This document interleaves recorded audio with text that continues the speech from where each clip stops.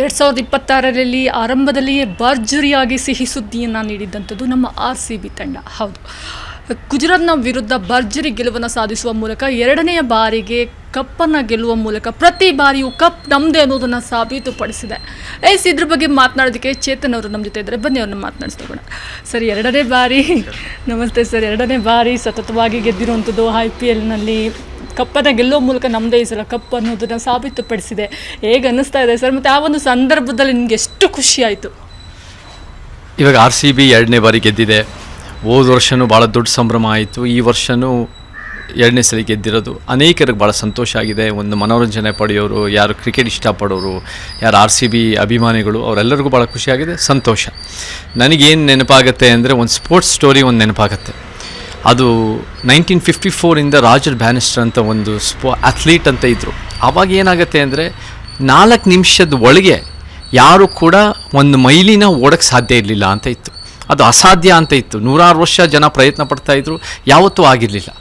ಆದರೆ Roger Bannister ಅಂತ ಒಂದು ವ್ಯಕ್ತಿ ಕರೆಕ್ಟಾಗಿ 4 ನಿಮಿಷದ ಒಳಗೆ 3 ನಿಮಿಷ 59 ಸೆಕೆಂಡ್ ಒಳಗೆ ಅವರು ಅದನ್ನು ಪಾಸ್ ಮಾಡಿದ ತಕ್ಷಣ ಅದೇ ವರ್ಷ ಎಷ್ಟೋ ಜನ ಬೇರೆ ಅಥ್ಲೀಟ್ಸು ಆ 4 ಮಿನಿಟ್ ಮೈಲನ್ನು ಬ್ರೇಕ್ ಮಾಡಿದ್ರು. ಸೊ ಏನನ್ಸುತ್ತೆ ಅಂದರೆ 17 ವರ್ಷ ಎಲ್ಲೋ ಒಂದು ಕಡೆ RCB ಗೆದ್ದಿರಲಿಲ್ಲ. ಆದರೆ ಗೆದ್ದಾದ ಮೇಲೆ ಆ ಗೆಲ್ಲೋ ಸಾಧ್ಯತೆಗಳಿದೆ, ಆ ಒಂದು ಕಾನ್ಫಿಡೆನ್ಸ್ ಬಂದಾದಮೇಲೆ ಮತ್ತೆ ನೆಕ್ಸ್ಟ್ ಈ ವರ್ಷವೂ ಗೆದ್ದಿರೋದು ಎಲ್ಲೋ ಒಂದು ಕಡೆ ರಾಜರ್ ಬ್ಯಾನಿಸ್ಟರ್ ಕತೆ ತೋರಿಸುತ್ತೆ. ನಮಗೆ ಸಂತೋಷನೇ. ಆದರೆ ನಮಗೆ DK ಶಿವಕುಮಾರ್ ಅವ್ರು ಹೇಳಿರೋ ಮಾತನ್ನು ನಾವು ಒಪ್ಪಕ್ಕಾಗಲ್ಲ. ಏನು ಹೇಳಿದ್ದಾರೆ ಅಂದರೆ, ಈ ಒಂದು ಬೆಂಗಳೂರಲ್ಲಿ ನಡೀದೇ ಇರೋದು ಅದು ಒಂದು ಅನ್ಯಾಯ ಅಂತ ಒಂದು ವ್ಯಕ್ತಪಡಿಸಿದ್ದಾರೆ. ಅನ್ಯಾಯ ಅಂತ. ಫಸ್ಟ್ ಆಫ್ ಆಲ್ ನಮಗೆ ನಿಜವಾದ ಅನ್ಯಾಯ ಯಾವುದು ಅಂದರೆ ಒಂದು RCB ಕ್ರಿಕೆಟ್ ಮ್ಯಾಚ್ ಅಲ್ಲ, ಅದನ್ನು ನಡೆಯೋ ಅನ್ಯಾಯ. ನಿಜವಾದ ಅನ್ಯಾಯ ಅಂದರೆ ಹೋದ ವರ್ಷ 11 ಜನ ಸ್ಟ್ಯಾಂಪೀಡ್ನಲ್ಲಿ ಕಾಲು ತುಳಿತದಿಂದ ಸತ್ತಾದ್ಮೇಲೂ ಕೂಡ ಅದು ಯಾರು ಹೊಣೆಗಾರರು ಅಂತ ನಮ್ಮೆಲ್ಲರಿಗೂ ಒಂದು ರೀತಿ ಗೊತ್ತಿದೆ. ಆ ವ್ಯಕ್ತಿನೇ ಅಥವಾ ಆ ಒಂದು ವ್ಯವಸ್ಥೆನೇ ನಮಗೇನು ಮಾತಾಡ್ತಾ ಇದೆ ಅಂದರೆ ನಾವು ಅದನ್ನು ಮರ್ತೋಗಿದ್ದೀವಿ, ಅದನ್ನು ಮರ್ತುಬಿಟ್ಟಿದ್ದೀವಿ, ವಿ ಹ್ಯಾವ್ ಫಾರ್ಗಾಟನ್ ದ್ಯಾಟ್ ಅಂತ ಮಾತಾಡ್ತಿದ್ದಾರೆ. ಅದನ್ನು ಯಾವತ್ತೂ ಮರೆಯೋ ಪ್ರಶ್ನೆ ಬರಲ್ಲ. 11 ಜನ ಜೀವ ಕೊಟ್ಟಿದ್ದಾರೆ, ಅವ್ರು ಒಂದು ರೀತಿ ಸಾವಾಗಿದೆ. ಅದರಿಂದ ಮುಂದೆ ಆಗದೇ ಇರೋಂಗೆ ನಾವು ನೆನಪಲ್ಲಿ ಇಟ್ಕೋಬೇಕು. And we have assure that safety precautions ನೋಡ್ಕೊಳ್ಳೋದು. ಸೊ ಅದು ಒಂದು ದೊಡ್ಡ ಅನ್ಯಾಯ ಅಂತ ಹೇಳ್ಬೋದು. ಎರಡನೇ ದೊಡ್ಡ ಅನ್ಯಾಯ ಏನು ಅಂದರೆ RCB ಅನ್ನೋದು ಹೌದು ಜನಕ್ಕೆ ಭಾಳ ಸಂತೋಷ ಆಗುತ್ತೆ, ಬೆಂಗಳೂರು ಅಂತ ಹೆಸರಿಟ್ಕೊಂಡಿದ್ದಾರೆ. But they are a for profit ಒಂದು ಎಂಟರ್ಪ್ರೈಸ್. ಅದು ಒಂದು ಫಾರ್ ಪ್ರಾಫಿಟ್ ಒಂದು ಕಂಪನಿ ರೀತಿ ಕೆಲಸ ಮಾಡ್ತಾರೆ. ಸರ್ಕಾರ ಅವ್ರಿಗೆ ಬೆಂಬಲ ಕೊಡೋದು ಅಥವಾ ಸರ್ಕಾರ ಅವರಿಂದ ಒಂದು ರೀತಿ ಬೆನಿಫಿಟ್ ತೊಗೊಳ್ಳೋದು ಅಂದರೆ ಇವರು ರಂಜಿ ಟ್ರೋಫಿ ಅಲ್ಲ. ಅದು ರಂಜಿ ಅಂದರೆ ಗವರ್ಮೆಂಟ್ ಸ್ಪಾನ್ಸರ್ಡ್, ನಮ್ಮ ರಾಜ್ಯದೇ, ನಮ್ಮ ದೇಶದ್ದೇ. ಬಟ್ ಇವರಲ್ಲ, ಬೆಂಗಳೂರದ ಹೆಸರು ತೊಗೊಂಡು ಅವರು ಲಾಭ ಪಡಿತಾ ಇದ್ದಾರೆ ಹೊರತು ಅವರಿಂದ ಏನು ನಮ್ಮ ರಾಜ್ಯಕ್ಕೆ, ನಮ್ಮ ಬೆಂಗಳೂರು ಊರಿಗೆ ಏನೋ ಒಂದು ದೊಡ್ಡ ಪ್ರಮಾಣದಲ್ಲಿ ಬೆನಿಫಿಟ್ ಆಗ್ತಾ ಇಲ್ಲ. ನಿಜವಾಗ್ಲೂ ಹೇಳಬೇಕು ಅಂದರೆ ನಮ್ಮಿಂದ ಅವ್ರಿಗೆ ಬೆನಿಫಿಟ್ ಆಗ್ತಾ ಇದೆ, ಅವ್ರ ಜೀಪ್ ತುಂಬ್ತಾ ಇದೆ. ಸೊ ಗೆದ್ದಿದ್ದಾರೆ, ಸಂತೋಷನೇ. ಭಾಳ ಜನ ಒಂದು ಈ ವರ್ಷ ಯಾವ ಸಮಸ್ಯೆ ಆಗದೇ ಇರೋಂಗೆ ನೋಡ್ಕೋಬೇಕು. ಮತ್ತು ನಮಗೆ ಆ ರೀತಿ ಸಂಭ್ರಮಾಚರಣೆ ಒಂದು ಕಾನೂನು ಪ್ರಕಾರ ಆಗಲಿ, ಒಂದು ಲಾ ಆ್ಯಂಡ್ ಆರ್ಡರ್ ಮೇಂಟೈನ್ ಆಗಲಿ, ಅದು ಸಂತೋಷನೇ. ಆದರೆ ಅನ್ಯಾಯ ಅನ್ನೋದು DK ಶಿವಕುಮಾರ್ ಅವರು ಅದರ ನಿಜವಾದ ಅರ್ಥ ತಿಳ್ಕೋಬೇಕು. ಅನ್ಯಾಯ ಅಂದರೆ ಏನು, ಈ ವ್ಯವಸ್ಥೆಯಲ್ಲಿ ಎಷ್ಟು ಅನ್ಯಾಯ ಆಗಿದೆ. RCB ಮ್ಯಾಚು ಫೈನಲ್ಲು ಬೆಂಗಳೂರಿನಲ್ಲಾಗಲಿ ಅಥವಾ ಗುಜರಾತ್ ಅಹಮದಾಬಾದ್ನಲ್ಲಾಗಲಿ ಅದು ಅನ್ಯಾಯ ಅಂತ ನಾವು ನೋಡಲ್ಲ. ನಿಮ್ಮ ವ್ಯಾಖ್ಯಾನನೇ ತಪ್ಪಿದೆ ಅಂತ ಹೇಳಕ್ಕೆ ಇಷ್ಟಪಡ್ತೀನಿ. ಸರಿ, ಸಾಮಾನ್ಯವಾಗಿ ಎಲ್ಲರಿಗೂ ಕೂಡ ವಿರಾಟ್ ಕೊಹ್ಲಿ ಅಂದರೆ ದಿ ಬೆಸ್ಟ್ ಬ್ಯಾಟ್ಮ್ಯಾನ್ ಅನ್ನುವಂಥದ್ದು ಒಪ್ಪಿರುವಂಥದ್ದು. ಅವರನ್ನು ಹೊರತುಪಡಿಸಿ ನಿಮಗೆ ಪರ್ಸ್ನಲಿ ತೊಗೊಳೋದಾದರೆ ಇನ್ನು ಯಾವ ಕ್ರಿಕೆಟರ್ಸ್ ತುಂಬ ಇಷ್ಟ ಈ ಬಾರಿಯ IPLನಲ್ಲಿ? ನನಗೆ IPL ನಾನು ಹೆಚ್ಚಾಗಿ ನೋಡಲ್ಲ. ನನಗೆ ಯಾವ ಕ್ರಿಕೆಟರ್ಸ್ ಅನ್ನೋದಕ್ಕಿಂತ ನನಗೆ ನಿಜ ಹೇಳಬೇಕಂದ್ರೆ ನನಗೆ ಬ್ಯಾಟ್ಸ್ಮನ್ಗೆ ಭಾಳ ಬಿಲ್ಡಪ್ ಸಿಗುತ್ತೆ, ಪ್ರಚಾರ ಸಿಗುತ್ತೆ, ಅವ್ರು ರನ್ಸ್ ತೊಗೊಳ್ತಾರೆ. ನಮಗೆ ಅಫ್ಕೋರ್ಸ್ ನಮಗೆ ಬೌಲರ್ಸ್ಗೂ ಒಂದು ರೀತಿ ರೆಕಗ್ನಿಷನ್ ಸಿಗುತ್ತೆ. ಯಾರು ಚೆನ್ನಾಗಿ ಫೀಲ್ಡಿಂಗ್ ಮಾಡ್ತಾರೋ ಅವ್ರ ಕಂಡ್ರೆ ನನಗೆ ಭಾಳ ಇಷ್ಟ. ಸೊ ಯಾರೇ ನನಗೆ ಚೆನ್ನಾಗಿ ಫೀಲ್ಡಿಂಗ್ ಮಾಡಿದ್ರು ಅಥವಾ ಆಲ್ರೌಂಡ್ ಪ್ಲೇ ಆಗಿರೋದು, ಲೀಡರ್ಶಿಪ್ ಕೊಡೋ ಅವ್ರ ಬಗ್ಗೆ ನನಗೆ ವಿಶೇಷವಾದ ಗೌರವ. Because they really play the sport in how it should be. So ಆ ರೀತಿಯಲ್ಲಿ ಇದು ಹೀರೋ ಅಥವಾ ಒನ್ ಮ್ಯಾನ್ ಟೀಮ್ ಆಗಬಾರ್ದು. ಇದು ಓವರಾಲ್ 11 ಜನ ಎಲ್ಲ ಒಂದು ಜೊತೆಗೆ ಸೇರಿ ಆಡಿದಾಗ, ಫೀಲ್ಡಿಂಗಿಗೆ ಒತ್ತು ಕೊಟ್ಟಾಗ, ಲೀಡರ್ಶಿಪ್ಪಿಗೆ ಒತ್ತು ಕೊಟ್ಟಾಗ, ಸ್ಪೋರ್ಟ್ಸ್ಮನ್ಶಿಪ್ಪಿಗೆ ಒತ್ತು ಕೊಟ್ಟಾಗ ಅದು ಯಾರೇ ಮಾಡ್ತಾರೋ ಅವ್ರ ಕಡೆ ನಮಗೆ ಇಷ್ಟನೇ. ಆ್ಯಂಡ್ ನಮ್ಮ ಕರ್ನಾಟಕದ ಪ್ರಾತಿನಿಧ್ಯ ಇದ್ದರೆ ಅದು ಇನ್ನೂ ನನಗೆ ಸಂತೋಷ ಆಗುತ್ತೆ. ಆ್ಯಂಡ್ ನಮಗೆ ಸರ್ಕಾರನೂ ಕೂಡ ಇಟ್ ಮಸ್ಟ್ ಗಿವ್, ನಾವು ಕ್ರಿಕೆಟ್ನಲ್ಲೂ ಮೀಸಲಾತಿ ಅಂತ ಹೇಳ್ತೀವಿ, ನಾವು ಕೂಡ ಕ್ರಿಕೆಟನ್ನು ಹೆಂಗೆ ನಾವು ದೊಡ್ಡ ಪ್ರಮಾಣದಲ್ಲಿ ಅದನ್ನು ಹೆಂಗೆ ಇನ್ನೂ ಒಂದು ಬೆಳೆಸ್ಬೋದು, ಆ್ಯಸ್ ಅ ಸ್ಪೋರ್ಟ್ ಇನ್ನೂ ಒಂದು ಇನ್ಕ್ಲೂಸಿವ್ ಮಾಡ್ಬೋದು, ಮತ್ತು ಇನ್ನೂ ಒಂದು ರೆಪ್ರೆಸೆಂಟೇಟಿವ್ ಮಾಡ್ಬೋದು, ಇನ್ನೂ ಒಳ್ಳೆ ಟೀಮ್ ಮಾಡ್ಬೋದು ಕರ್ನಾಟಕಕ್ಕೆ ಮೀಸಲಾತಿ ಮುಖಾಂತರ ಅನ್ನೋದು ಕೂಡ ಚರ್ಚೆಗಳಾಗ್ತಾ ಇದೆ. ಅದು ನಮ್ಮ ಕರ್ನಾಟಕಕ್ಕೆ ಬೇಕೇ ಬೇಕು ಅಂತ ಹೇಳಕ್ಕೆ ಇಷ್ಟಪಡ್ತೀನಿ. ಇನ್ನು ವೈಭವ್ ಸೂರ್ಯವಂಶಿ ಸಾಕಷ್ಟು ಫ್ಯಾನ್ ಫಾಲೋವರ್ಸ್ನ ಗೆದ್ದಿರುವಂಥದ್ದು, ಮತ್ತು ಆ ಏಜಿಗೆ ನಿಜಕ್ಕೂ ಒಂದು ರೀತಿ ಅಚೀವ್ಮೆಂಟ್ ಹುಡುಗಂದು, ಅವನ ಬಗ್ಗೆ ಮಾತಾಡಿದ್ರೆ ಸರ್ ಅವ್ರ ಬಗ್ಗೆ. ಹೌದು, ನಾನು ಕೇಳಿದ್ದೀನಿ ಚಿಕ್ಕ ಹುಡುಗದಲ್ಲೇ ಭಾಳ ಒಂದು ಸ್ಪೋರ್ಟ್ಸ್ ಟ್ಯಾಲೆಂಟ್ ಅನ್ನೋರು ಅನೇಕರು ಬರ್ತಾ ಇದ್ದಾರೆ. ಅದು ಭಾಳ ಹೆಮ್ಮೆಯ ವಿಚಾರ.